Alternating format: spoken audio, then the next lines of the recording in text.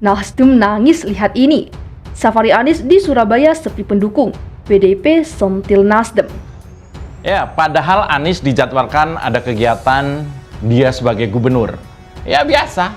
Anies Baswedan dijadwalkan untuk meninjau terminal penumpang pelabuhan Muara Angke dan penandatanganan prasasti Senin pagi tadi. Tapi mendadak dibatalkan. Karena ada yang menurut Anies jauh lebih penting dari tugas sebagai gubernur, yaitu deklarasi pencapresan oleh Nasdem.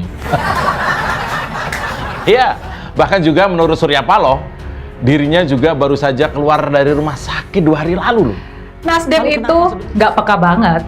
Lawang bangsa ini lagi berduka, kok malah sibuk deklarasi.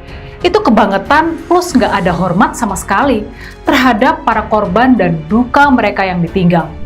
Bukan seperti SBY yang membeli mobil Mercy untuk dipakai sendiri dan lalu dipamerkan meski kadang wagu dan nggak cocok. Tapi nih Gra, perhatian publik ini justru di 2 parpol nih yang seakan-akan tuh nyibukin diri gitu. Siapa aja tuh ya kan? Ya 2 partai itulah, PDI sama Nasdem. Waduh. Gitu. PDI ini masih bersikeras minta Presiden Jokowi buat mengevaluasi 2 menteri dari Partai Nasdem. Mereka itu dinilai sama PDIP itu layak buat dievaluasi Jokowi terkait rencana reshuffle di awal tahun nanti. Ya tuh Bang, infonya Ketua DPP PDIP ini Jarod Saiful Hidayat itu ya dia tuh sosok pertama nih yang minta 2 menteri Nasdem itu dievaluasi. Nah, beliau tuh bilang kalau Pak Jokowi ini udah ngasih sinyal reshuffle kan, nah katanya pasti ya dilakuin, tapi bisa jadi dalam waktu dekat atau 2-3 bulan lah. Tapi ya kata Pak Jokowi ya ditunggu aja waktunya, kan ditanya tuh ya ditunggu aja gitu katanya. Menarik melihat gerakan Surya Paloh Ketua Umum Nasdem baru-baru ini. Meski Pilpres 2019 baru selesai dan Pilpres 2024 masih 5 tahun lagi, Surya Paloh sudah mulai gerilya untuk membangun kekuatannya di depan nanti. Surya Paloh bisa dibilang tidak puas dengan Jokowi meski 3 orang kadernya menjadi menteri. Beda dengan periode sebelumnya, 2 kader Nasdem ada di posisi yang sangat strategis, yaitu Menteri Perdagangan dan Jaksa Agung. Kedua posisi itu berhubungan dengan kebijakan yang secara politik menguntungkan Nasdem. Dan gesekan Nasdem dengan PDIP sudah mulai terlihat saat pelantikan DPR, di mana Megawati tidak mau bersalaman dengan Surya Paloh. Wakil Ketua Umum Partai Nasdem Ahmad Ali merespon pernyataan Sekretaris Jenderal PDIP Hasto Kristianto yang menyebut safari politik Anies di Surabaya, Jawa Timur tak banyak diminati masyarakat. Ali yang turut dalam safari Anies mengatakan jika benar sepi, mestinya PDIP tak perlu berkomentar. Ia pun menganggap PDIP justru panik. Kalau sepi, kenapa harus komentarin? Harusnya senang dong, kata Ali saat dihubungi cnnindonesia.com pada Minggu. Kalau saya sih menerjemahkan panik, imbuhnya. Menurut Ali, masyarakat justru berbondong-bondong datang ke lokasi yang didatangi Anies, salah satunya di masjid yang didatangi untuk sholat Jumat.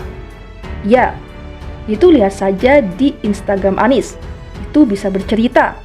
Belum yang di Madura. Madura lebih gila lagi, ucapnya. Sebelumnya Hasto menilai safari politik yang Anies Baswedan lakukan tak banyak diminati masyarakat Kota Pahlawan. Hasto berkata, rendahnya perhatian warga Surabaya karena publik sudah tahu siapa yang membangun kota Surabaya selama ini. Menurutnya yang membangun kota Surabaya adalah kader-kader PDIP seperti Bambang Deha, Riris Maharini, dan Eri Cahyadi. Ya, safarinya sepi karena warga tahu bahwa selama ini siapa yang membangun kota Surabaya, kata Hasto di sela menghadiri acara Rakornas PDIP Jawa Timur di Surabaya pada Minggu. Hasto juga mengatakan masyarakat Surabaya sudah bisa menilai bahwa Anies datang dengan gagasan-gagasan yang tak relevan. Anies beberkan alasan politik identitas tak terhindarkan.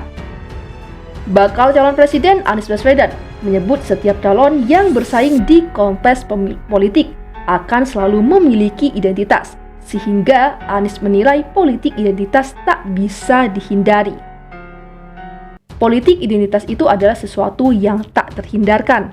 Misalnya, calon yang bersaing adalah laki-laki dan perempuan maka di situ ada identitas gender, ucap Anies di Hotel Shangri-La Surabaya pada Jumat malam. Dalam forum diskusi dengan pimpinan dan kepala redaksi media massa yang diselenggarakan Partai Nasdem itu, Anies juga menyebut politik identitas bisa terjadi bila ada dua calon yang berbeda suku. Anies menilai pada situasi tersebut, pendukung kedua kubu bisa berkutat dengan isu perbedaan suku. Ia pun menilai hal tersebut lumrah terjadi dalam pemilu. Anies pun mengisahkan soal Pilkada DKI 2017 yang ia sebut persaingan antar pasangan calon dengan latar belakang berbedaan agama. Anies berpasangan dengan Sandiaga Uno melawan Basuki Cahayapurnama atau Ahok yang berpasangan dengan Jarod Saiful Hidayat. Terjadi pada 2017, calon yang bersaing agamanya berbeda, maka identitasnya yang terlihat adalah agama. Itu akan terus terjadi selama calonnya punya identitas berbeda, baik gender, suku, maupun agama. Lanjutnya, menurut Anies penting bagi tiap calon yang bersaing dalam pemilu untuk memiliki kedewasaan, baik calon yang menang maupun yang kalah setelah pemilu selesai. Ia mengatakan harus ada titik temu antara masing-masing kubu. Yang menang mau merangkul yang kalah, sedangkan yang kalah juga harus mau mengakui kekalahannya, kata Anies. Anies pun mengatakan tak masalah bagi siapapun untuk tidak suka kepadanya. Ia beranggapan meski dirinya dibenci karena identitas yang berbeda, tapi ia tetap akan mengajak orang-orang yang memang berkompeten di bidangnya. It doesn't matter if you don't like me. Tidak masalah jika Anda tidak suka dengan saya. Tapi saya akan selalu mengajak siapapun untuk berdiskusi, bersama-sama membangun gerakan-gerakan yang kontributif membawa perubahan, sambutnya.